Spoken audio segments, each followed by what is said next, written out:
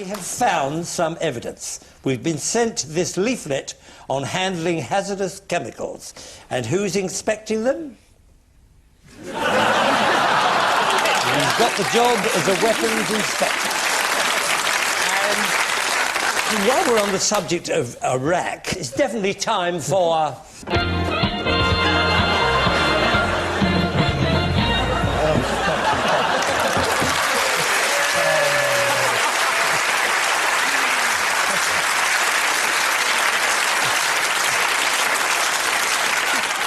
Play your Iraqi cards right.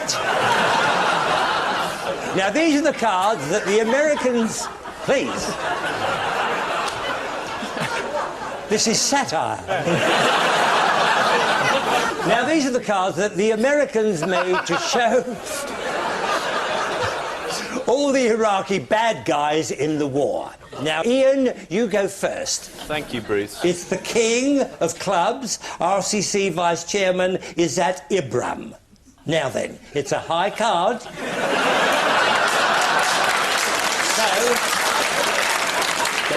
think about this. The audience will help you. Do you think it's higher or lower?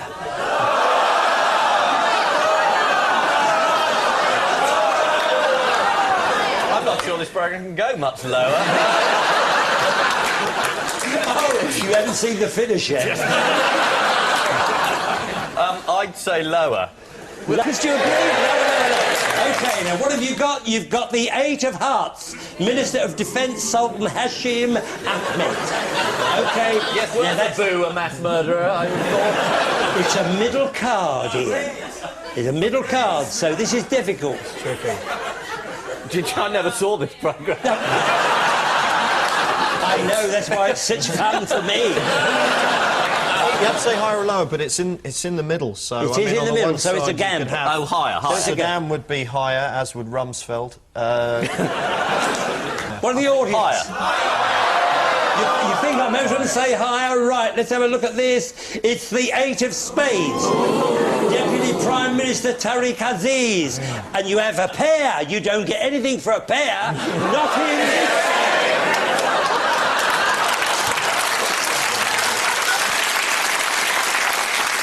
So it goes over to Paul. Okay. And Natasha, you've got control of the board. OK. You have, very important, OK, you've got an Eight of Spades here. Do you think it's higher or lower? I think it's lower. I think it must be lower. Yeah, it must be lower. Oh, Five of Hearts, yes. Chief Scientist Hudo Sally. Oh, yeah, Chemical Sally. That was her, wasn't it? No. OK, so it's marvellous. Now, the last one, it's a fairly low card, isn't it? Should you go higher, do you think? OK, on the basis of that, I'll go lower. Lower. You want to go lower? Yeah. What happens if we get that right, then what? I've forgotten. Well, you've won. Oh, yeah, we go to Barbados. What, both of you? Either that or a toaster. We say lower. OK, after a five, do you think they're right? Oh, you're wrong! It's the star card, Saddam Hussein. So you've won. So well, you go on holiday to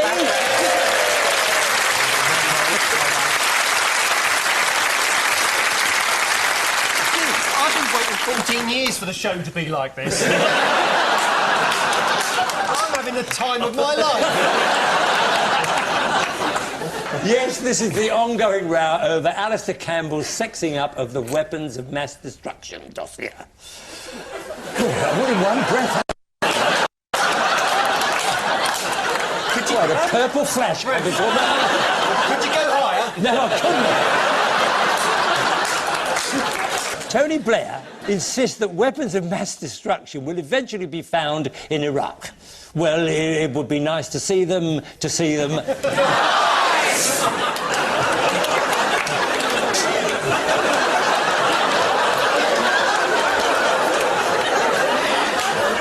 could be a dream. It could be in Ian's dream, or it could be in mine. I don't know which one it is. Maybe it could be in yours. You and it me, might be in yours. But actually, I'm just thinking of the way that you read that autocue. I think you should really be a newsreader in your next life. You do it very smoothly. Are you being sarcastic? No. Paul Merton tonight is a controversial broadcaster who once said, "I know how transient fame is. I know that after I stop doing Kilroy, I'll be forgotten and not missed. So please welcome Robert Thingamy Doodah.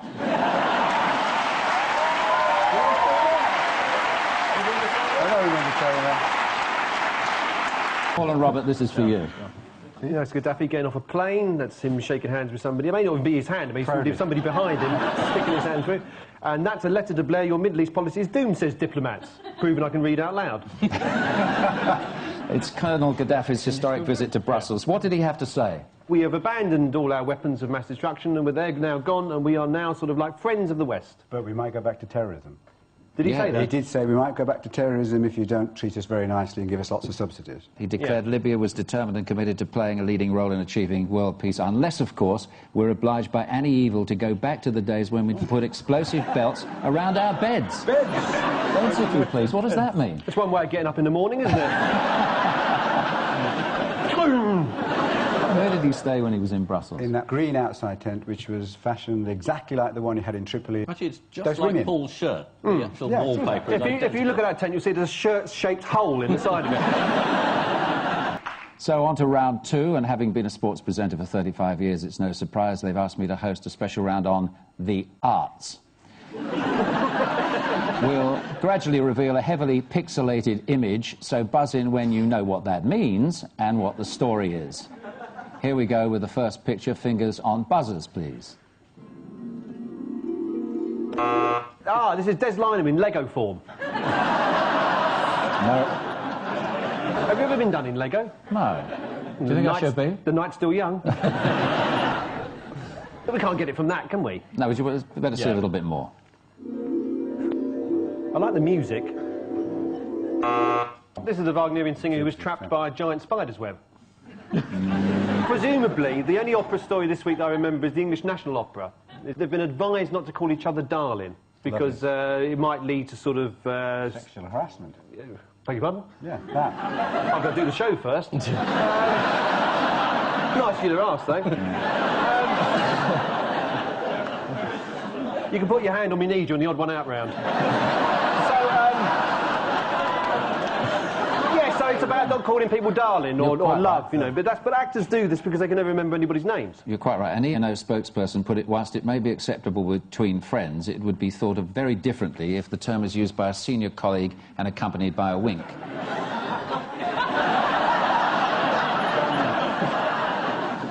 I see what the ladies mean. Happy with it? The silver fox. Not you. Ian and Marcus, your four are Rebecca Luce, Claire Short, Beverly Hughes and Robert Kilroy Sill. Only one of them is eating flies. I think this is a question about being sacked. Claire Short resigned, But slightly too late. sort of after the war. Well, yeah, and sort of a long time after Robin Cook, when it might have made a difference, you daft. You're on the right sort of line. Beverly Hughes resigned, but Robert Kilroy Silk also resigned. So, Rebecca Luce was fired, everyone else resigned. well, the answer is that they all blame their PAs for their own public embarrassment, except Rebecca Luce, who blamed her bosses, the Beckhams. Happy with that? No, I didn't blame anybody. I explained it was a secretary. Pushed the wrong button. As long as you're shifting the blame sideways. Yes. Why did the article cause so much trouble second time around? Context. Someone read it.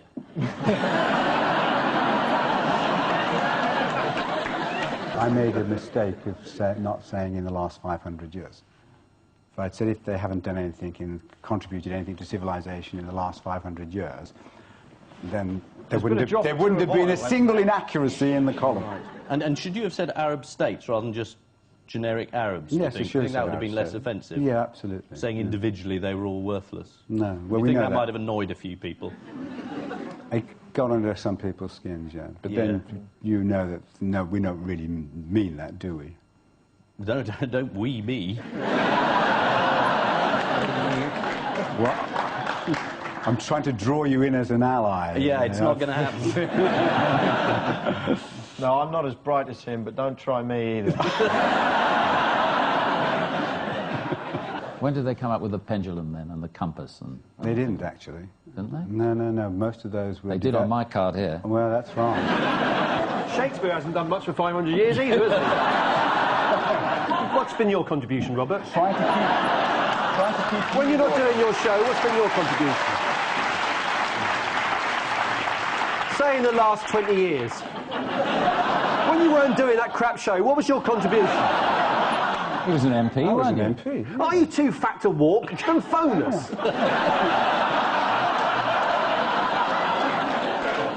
Have you had a psychic experience involving a budgie and a motorbike? Give us a ring. Now, I believe you're too thick to feed yourself, you fat I changed the law. In what Lots way? of laws. Well, give us one. But... one. No, give us 5. No, I'll give you one. No, lots can I'll give you one. I'll give you one. I exempted war widows' pension from income tax. Oh, that's good. That's good. Yeah, I think that's a nice thing to do. But did you invent falafel? Have you done anything like that, Martin? Did I invent what? Falafel. No. They invented that. There you go. Claire Short recently blamed her secretary for failing to declare all her earnings in the Register of Members' Interests. According to The Telegraph, her PA claimed earnings from broadcasting in the last 3 months were nil. Untrue in Claire's case, but spot on for you, eh, Robert? Thanks, Des. Paul and Robert, your lineup includes T.E. Lawrence, Kelvin Mackenzie, Richard Desmond, and Wilson, Keppel and Betty. Well, the only thing I know is that Richard Desmond, who owns the Sunday Express, gave a lot of money last year to German charities. Did he? It doesn't make it less amusing that he danced around the Telegraph, I thought it was very funny. singing Deutschland über alles and calling everyone Nazis. No. Is that why it's the odd one out? I think it's... T.E. Lawrence is obviously Lawrence of Arabia, so at one point he disguised himself in Arab dress, didn't he? Yeah. Right? That's my film. Well, in real life, which was based on him film, you know, based on his life. Exactly, he was a corporal in the I think it was real life first, and then it... No, Yeah. real life film. Because they did the film first, he thought that's a good idea, and then he went and did it. Wilson, Keppel and Betty, those two men used to disguise themselves as Egyptians to do the sand dance act, so there's a link There's between another. those two, Yeah, yeah. okay? So Sand. what... Sand, yeah. Sand. So I'm suggesting that Kelvin Kelvin. Mackenzie has probably disguised himself as an Arab because Richard Desmond... Why probably? Why should he? I'll tell you what, let's play a game where I finish a sentence, Robert, and you can shut up. Robert, shut up! No! I think Desmond's got one up. Yes. No! I think Desmond... No! He looks upset, Robert. Put your arm around him. He might cry. What do you think is the answer? Desmond. I think Desmond's the odd one out because he pretended to be German, all the others pretended to be Arabs. Is the right answer.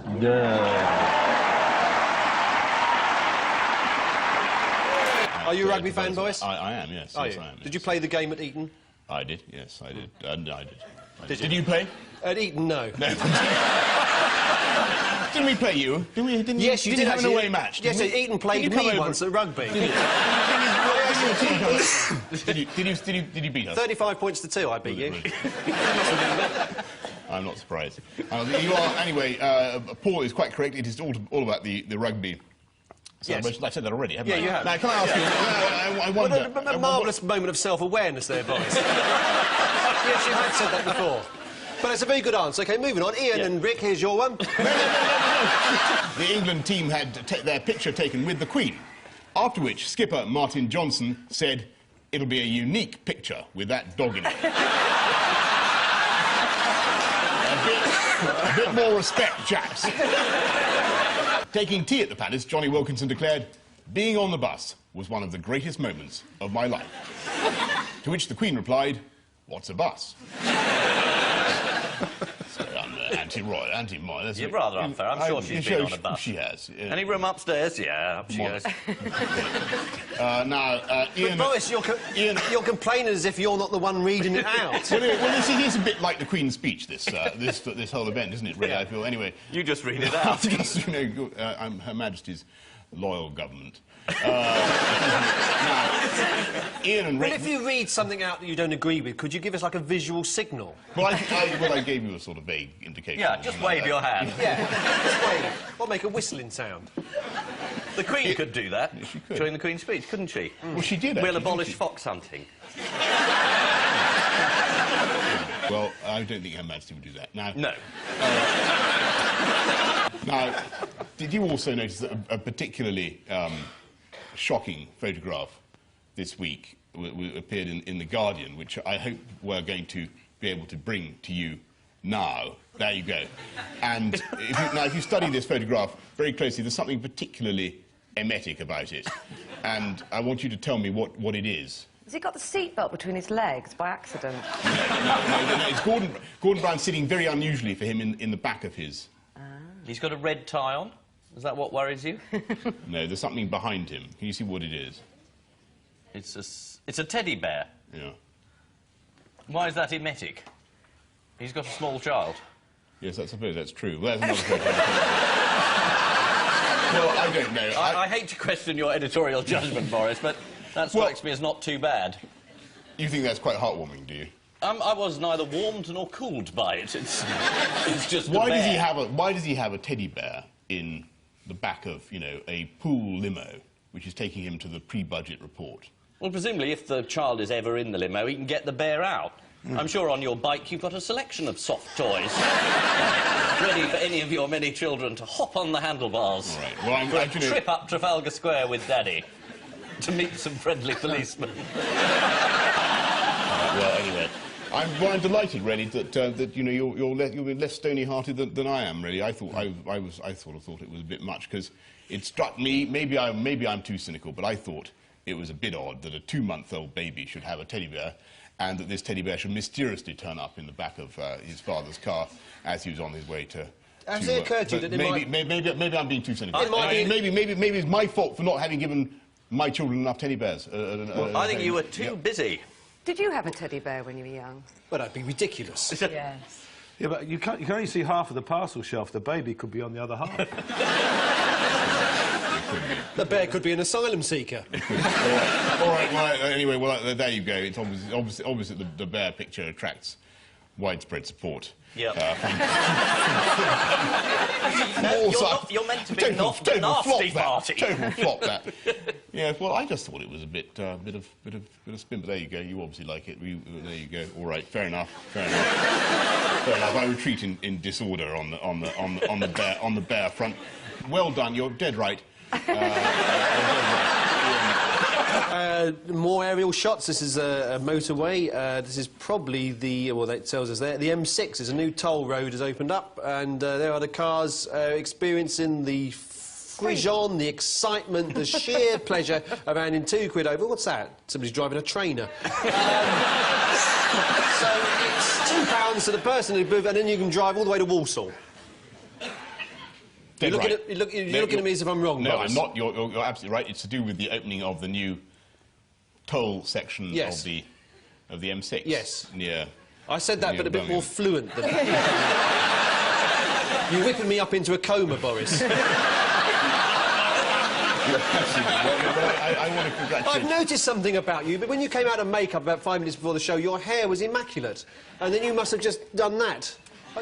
Are you living up to your public image? I think it still qualifies as fine. Anyway, it qualifies as fine. I just wondered why you changed it. You look like you just got off a bike. Well, anyway. Is there a reason for that? There's no reason that I can think of. Anyway, what about a reason you can't think of? Well, there may be a reason I can't think of, but the problem with that reason is I can't think of it now. If I could, I would supply. Was well worth it. Well, taught us as the master, you know. Did you study philosophy? Lightning. Or did you just think you studied philosophy? How can I know? Indeed. How can any of us know? How can any of us know? How do we know? So the answer is it's the England rugby team celebrating the World Cup victory. I've confused you, haven't I? You're right.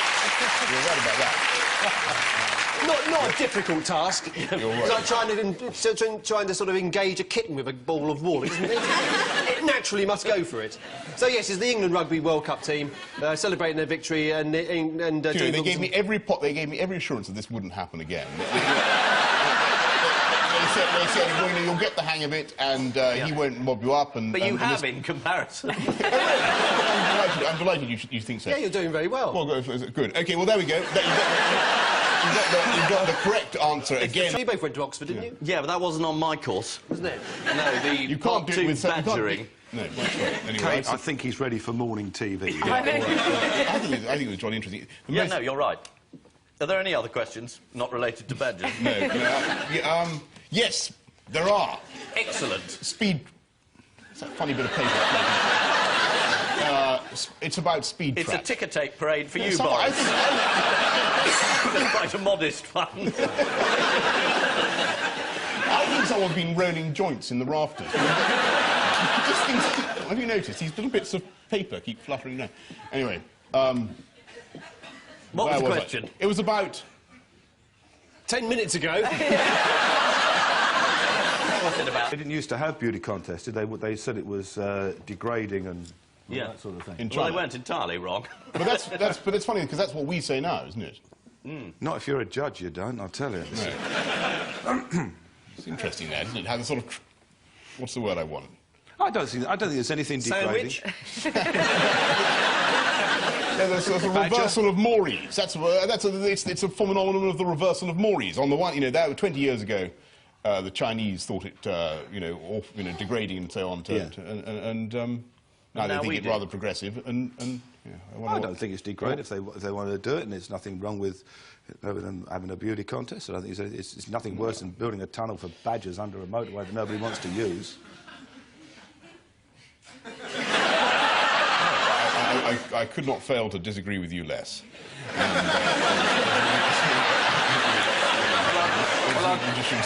Well, I'll tell you what, Boris, you can sleep with a badger and I'll have Miss Jamaica. Really? I didn't meet Miss Jamaica. Who was Miss Jamaica? Really? Well, good luck. Anyway, listen, I think they've got the right answer, haven't they? Yeah, it's all to do with Christa Berg's daughter. Is that really the only fate of a Miss World? To end up with some superannuated footballer? Was that the height of it? Sorry, I'm just talking to an expert here. Superannuated footballer.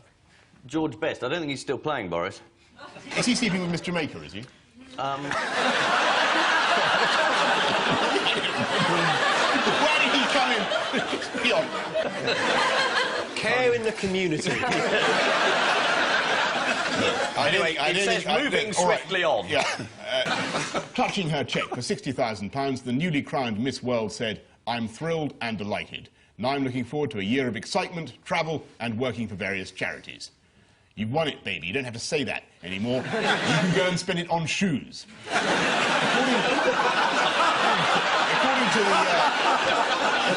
That's not sexist, is it? That's not right. I'm going away saying that. According to the Sunday... Terrific. Yeah. The way you said baby is just... Yeah. OK, so to the tabloid round. Paul and Kate, here's yours. I love yow. What's that Bless you. Try that again with a Birmingham accent. I love yow. Yeah, good. I think this is Ozzy Osbourne. Ozzy Osbourne's fallen off his hair. Hasn't he? You look, just a blank look again, Boris. I must kill the Prime Minister. It's not very gung-ho, are you? It's all a load of nonsense, and it's major trying to get some popularity at the last minute, and I don't think the British public will buy it. If you want me to be serious for a moment, which I doubt you do. Well, it's good news for you, though. You've just discovered somebody who reads the Daily Mirror, because...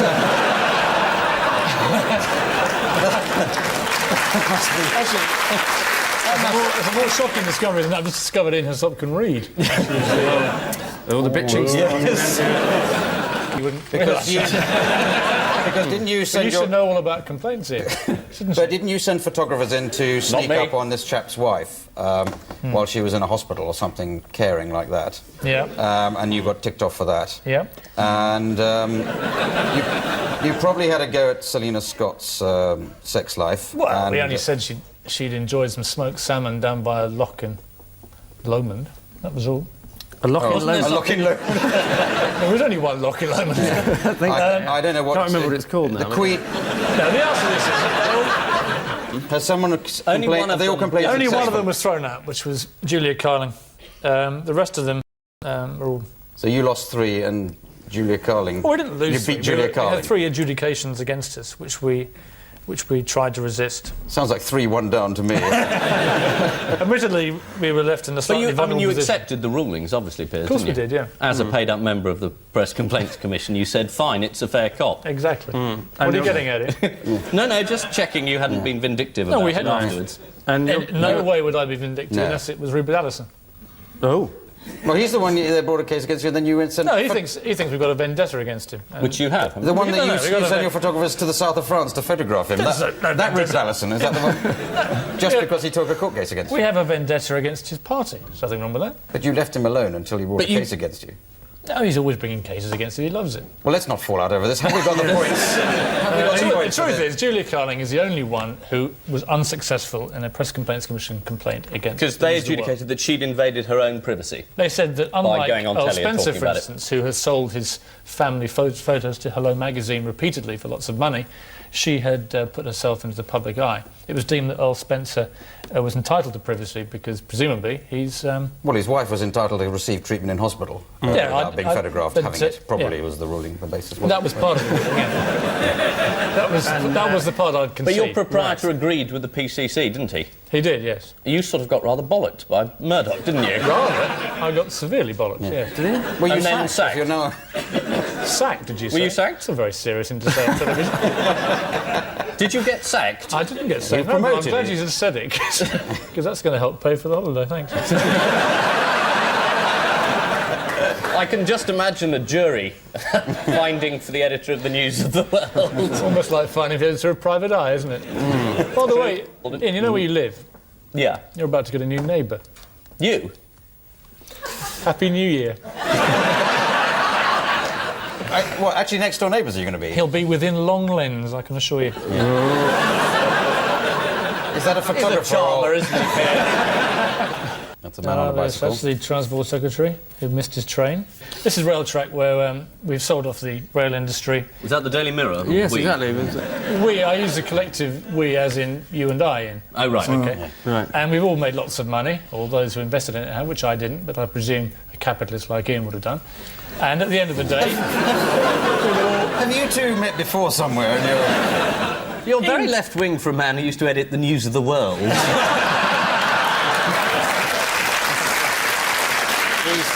He's very left-wing for a man who currently edits the Daily Mirror. I won't go on, but the tragedy is that the poor girl that won had a terrible arthritic attack moments before she went on stage.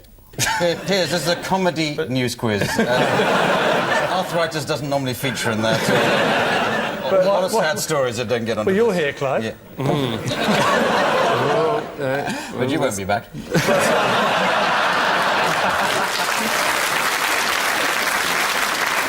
No, your clue is Little Willie.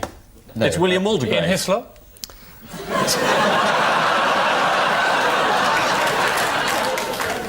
We've resorted to genital insult, haven't we? You and Paula Yates. Well... the cream of the nation's wits. Ever a man of my word. Piers, your four unlikely companions are Rupert Allison, Sting, a koala bear, Geoffrey Clements, leader of the Natural Law Party. Is the answer jam? Not in so many words. Because last week Eddie Izzard said everybody roared with laughter. I think it was hilarious. I just thought I'd say... But people like him.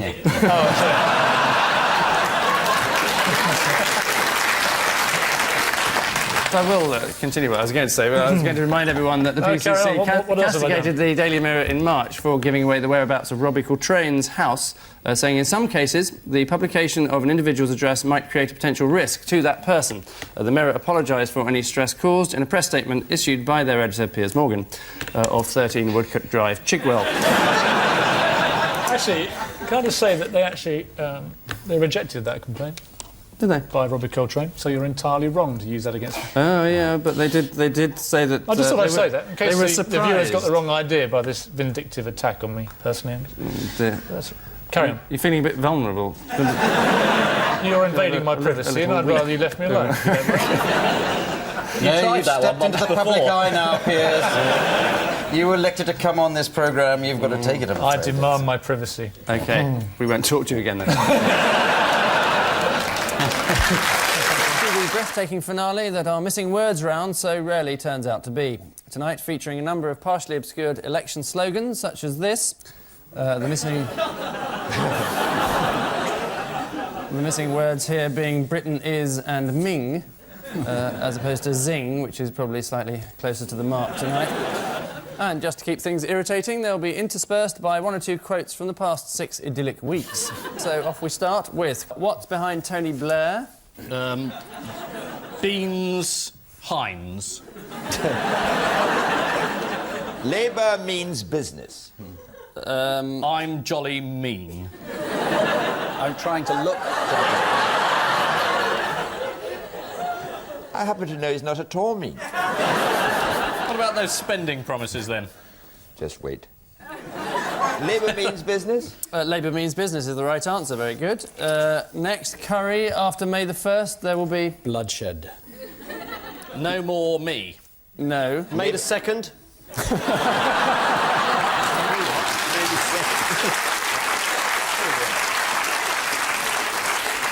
I'll give you one. A bloodbath. Well, there we are. We said bloodbath. Yes. Next, what's behind John Major? I need a. Is it economic? Economic miracle. Conservative economic miracle. No. Is it Smokey Robinson Andy? Britain's economic miracle is, in fact, the answer. That's the one that we're currently experiencing, if you hadn't noticed it. Next, Ashdown. John Major reminds me of what? A row of 1930s semi-detached houses on the A3. Or thereabouts. Well, it's a good guess, obviously. In fact, he was very close, because the answer is the row of houses on the A3 as you come in from Portsmouth.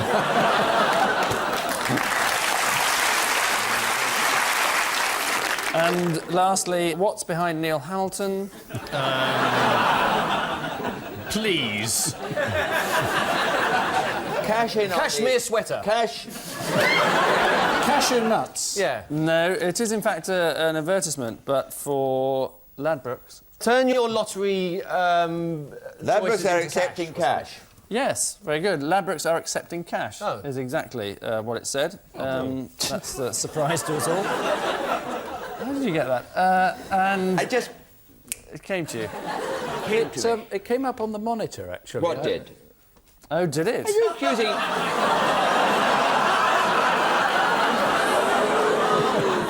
The first Labour sleaze. It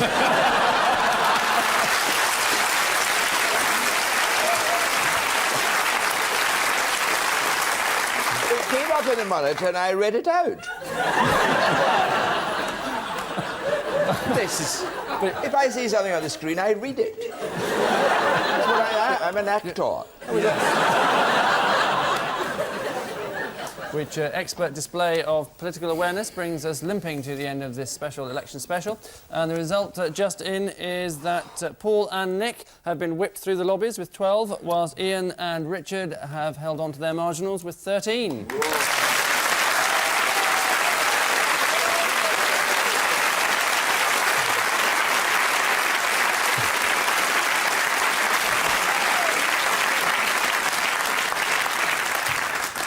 That looked like 3-all. So, for our winners, a chance to go to Michael Portillo's constituency and see the count. For our losers, the chance to retype that sentence without the spelling mistake.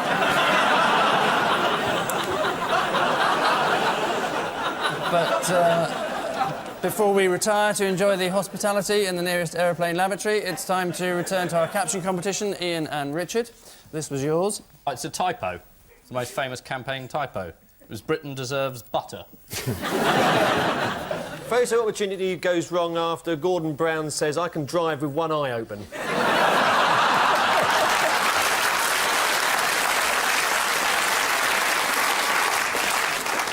Very good, thank you. Paul and Nick, this was yours. John Major returns to number 10, Ilkley Moor, Yorkshire. Britain is booming. Don't let Labour spoil it.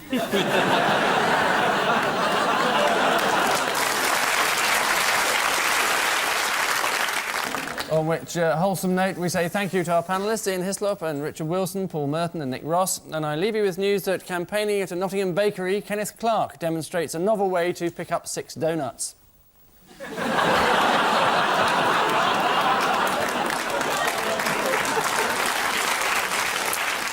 After Alan Clark wins the Kensington and Chelsea seat, the local Women's Institute prepare for victory celebrations.